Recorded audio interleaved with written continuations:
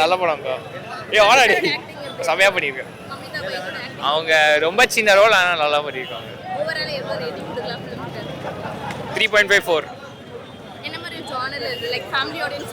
Family audience பார்க்கலாம்.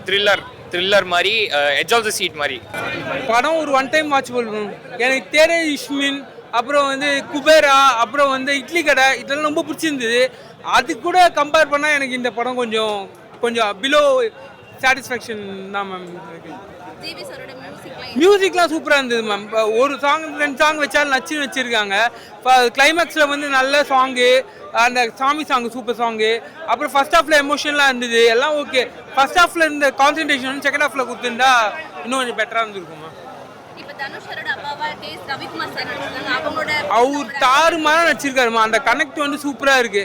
அவருக்கு கொஞ்சம் பல்லு எடுப்பா, நல்லா கேஸ்டிங் நல்லா கொடுத்துருக்காங்க. சூப்பராக பெர்ஃபார்ம் பண்ணியிருக்காரு அவரு. ரொம்ப நாள் கழிச்சு அவருக்கு ஒரு பிரேக் த்ரூ. அவரு சூரஜ் எல்லாம் நல்லா பண்ணியிருக்காங்க. ஜெயராம் கேஸ்டிங்லாம் ஓகே.